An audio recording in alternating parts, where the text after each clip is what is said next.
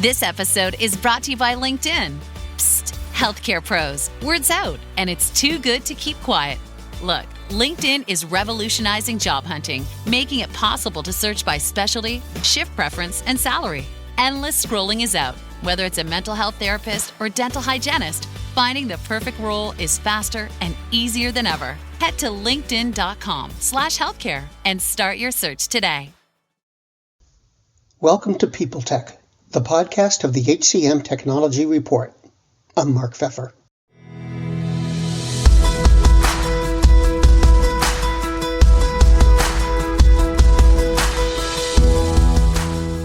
COVID's changed a lot of things, obviously, particularly in business and how business gets done. But what you don't hear a lot about is how it's impacted experience, specifically the approach and tools used to design and develop the way people interact with technology. My guest today is Mimi Brooks, the CEO of Logical Design Solutions. They consult with a number of enterprise companies on digital strategy and design. We'll talk about their work, the challenge of creating effective experiences with technology, and the rules of the game in experience design. All on this edition of People Tech. Mimi, welcome. It's great to see you. Your company is very focused on design, and how does design factor into HR solutions? Such a good question. I think in recent years in particular, in the last certainly 5 to 6 years, I would say that our company does as much informed design as we do design. And we refer to that as our strategy work, if you will. And I think that relative to HR solutions, it's really all about finding line of sight before you put pen to paper on the experience design itself. So how does an employee experience fit into an enterprise ecosystem, if you will, in order to support the services and products of HR? Sometimes I refer to it as it's the me as a member kinds of things I'm eligible for, services I might need because I'm employed here, etc. So I think that strategy comes first around defining what experience is needed here. And then I think design is executing on that strategy, and its fit is as a horizontal, if you will, logically horizontal capability in the HR ecosystem. That's how I think about it. Well, let me go a little bit deeper on that, if I may. I'm wondering, how does somebody do it? How does one go about developing an approach, an experience to HR solutions, especially for an enterprise? That's got to be quite a challenge. It's a big idea, because HR has a little bit of kind of everything in its sphere of influence that affects design. So there's a bunch of things that people need to find. So findability is a big idea in design, for HR. Inquiry management, answering common questions of people is a big idea, and then you move into the, operations side of the model where I'm doing things. How do I do employee self-service or manager self-service things? And then HR has, the engagement and influence side of, that design model too, which is all about employees' career journeys. How do I engage people? How do I empower teams? How do I inspire them? So HR has a suite of value propositions that are all relevant to design. We design for efficiency, effectiveness, influence, engagement. And in the case of HR, you've got to go across that stack of design capabilities in order to deliver a holistic solution. So there's a lot of breadth in HR designs that have to be covered if you really cover the whole ecosystem. Does that make sense, Mark, when I say it like that? It does. And it sort of leads me to thinking about, well, where does all this start? I mean, if you've got an HR department of a large company, let's say, who need to make a solution accessible, who's generating that idea and who's sort of shepherding it through a process? It's a great question. So that's a bit of why I was pointing to this idea of strategy first. It's often because we have a wide group of HR stakeholders across the chasm of services and products that I just said. So if we're going to create a holistic solution, we're going to have to engage stakeholders from a cross-functional mix in order to make sure that, we're covering the full scope. It's often why, the CHRO is the sponsor, along with often other important C-level folks, including Chief Transformation Officer, for example, CIO and IT, other communications, parts of the business that might have a shared interest in culture, for example. So the way that it gets started is to get good sponsorship and to make sure that that sponsorship is appropriately cross-functional, both within HR and across the business as needed. And then we set out to align a good design and experience strategy to the emerging operating model for the company. That's how you do it. And that's why having senior sponsorship is so important. Well, senior sponsorship, I mean, I understand senior sponsorship is important. It seems to me that sometimes executives and the rank and file are sort of on opposite sides of a table, as it were, in terms of product design, what a product's capabilities have to be. Do you run into that, and how do you resolve it? That's a great point.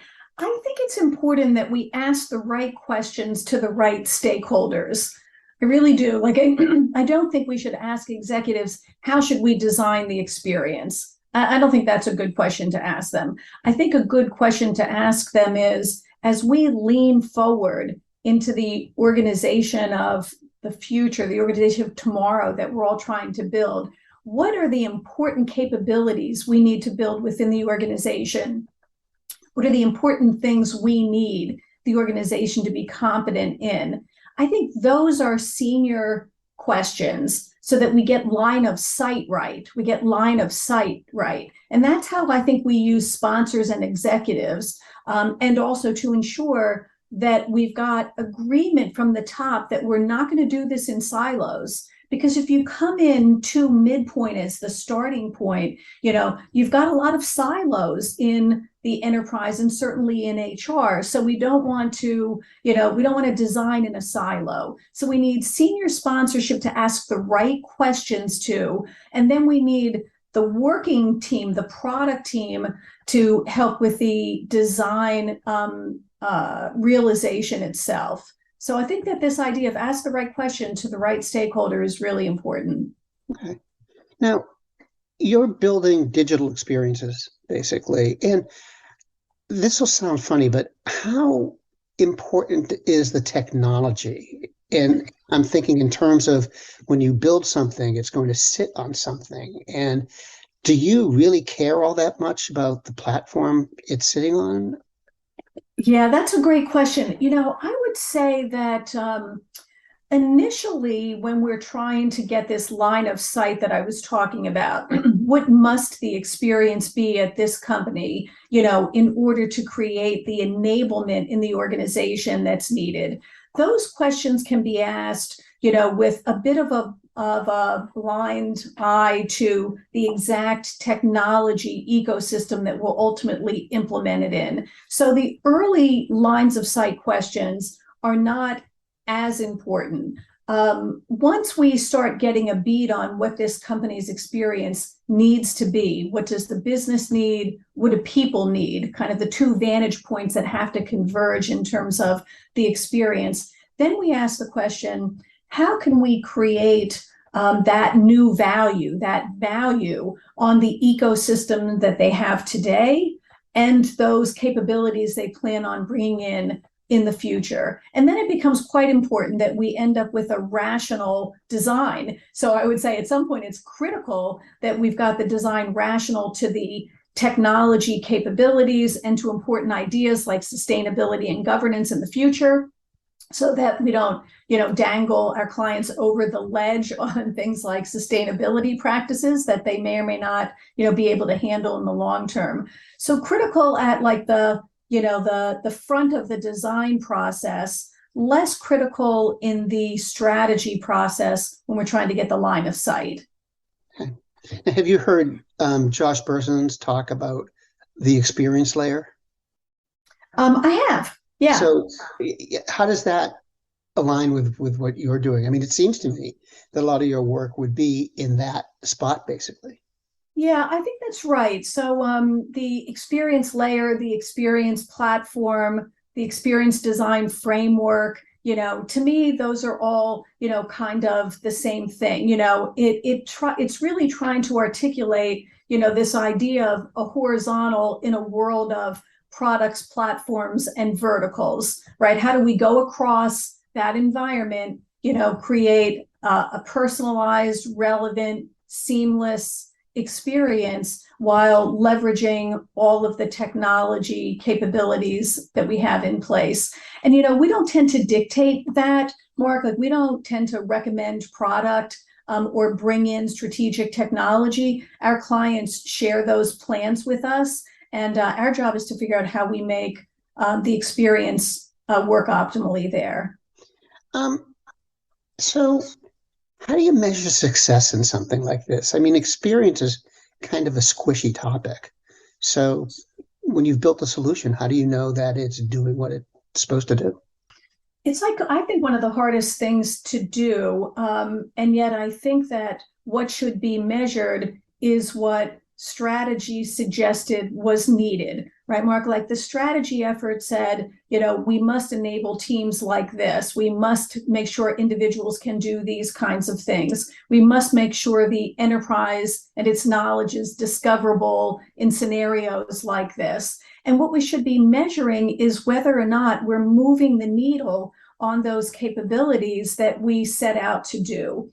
In order to do that, in my experience, that's a combination of systematic, tracking and analytics along with voice of the customer. Are we helping transform the role of managers? We're going to see some of that in behavior, and we're going to hear some of that in feedback. So I feel that what we're measuring is the capabilities and outcomes that were defined in strategy. And to get a finger on the pulse of whether or not we're moving those needles, we've got to take kind of a broad approach to behavior and analytics to see if we're having an impact. And, we were talking before about strategies, basically. And strategies, an employee experience is a very human thing, I've always thought. Yeah. So when you sit down and you come up with, essentially a production strategy and business strategy for employee experience, does it really work? I think that it's such an interesting time to be in HR and doing employee experiences, because now more so than at any time that I can think of in my career and doing this, and I've been doing it a long time, the focus is really about the human element, because the operating model, the business model, is all about whether we can tap into, the human ingenuity in order for our business models to be successful in the future. I think that our experiences have never been more human than they are now. What strategy is trying to understand is, what's the nature of new human work? What's being automated? What is needed, for humans and their uniquely human contribution, which has a lot to do with creativity and collaboration and best ideas win and imagination and all the things that are really contributed by people. So strategy, even though it sounds like a business pursuit, is really a pursuit in understanding people, and what they need in the context of the business model. And now more than ever, we've got to figure out how we engage our human know-how, in order for the organization to be successful. If you imagine the Fortune 1000, say, what proportion of those companies would you say are really thinking about employee experience? Or I guess another way to ask the question is, there's a lot of talk about employee experience in HR, but do you think that companies, by and large, are really, truly trying to develop, good employee experience? We work almost exclusively or mostly, with the Fortune 500 and then occasionally down into the, mid-size and smaller market there. So I feel like it's an audience that we know pretty well. It seems to me, Mark, that everyone that we talk to, whether they're clients or prospects or people that we just meet in the industry, through our own discussions on, how we see practices emerging and such. I think everyone has, a plan or an idea of their employee experience, and they're funding it. I don't really know any organizations today that aren't funding something under the employee experience umbrella. So I think it's pretty commonplace. To me, what I see is highly variable, definitions of what their employee experience strategy is all about. That's where we might not be talking about the same thing. Sometimes a technology, centric plan is referred to as the employee experience. Sometimes a communications and brand centric plan is the employee experience. So what people mean by the employee experience strategy and design can vary pretty dramatically in my experience from company to company. So they all prioritize it, they all have it, but what it is could be different. Got it. So my last question is a little bit more general, but we're in this period of real change that's going on since COVID. And I'm wondering if you think that business models have changed lately and how all this change is impacting your work. I think that COVID accelerated business digital transformation, and accelerated it dramatically in some industries.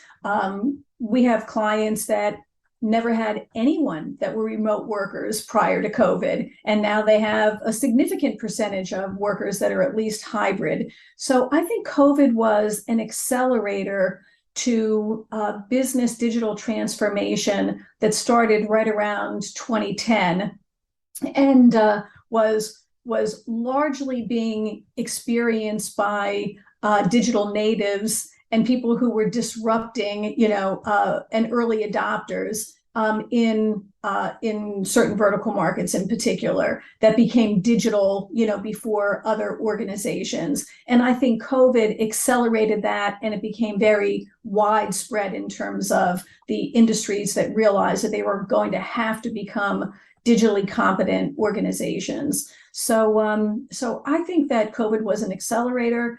I think all organizations have made major adaptations in their business and operating models in order to survive and thrive in the digital age, which I believe by its nature is dynamic and constantly in a state of adaptation. I won't say change, I'll say adaptation, because I think that resilience is a corporate capability that's needed in perpetuity, at least as far out as we can see it.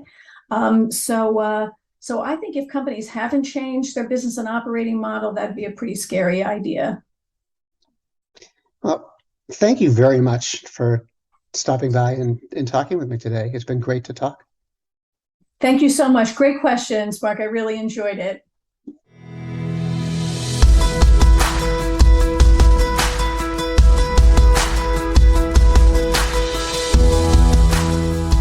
My guest today has been Mimi Brooks, the CEO of Logical Design Solutions. And this has been People Tech, the podcast of the HCM Technology Report. We're a publication of Recruiting Daily. We're also a part of Evergreen Podcasts. To see all of their programs, visit www.evergreenpodcast.com. And to keep up with HR technology, visit the HCM Technology Report every day. We're the most trusted source of news in the HR tech industry. Find us at www.hcmtechnologyreport.com. I'm Mark Pfeffer.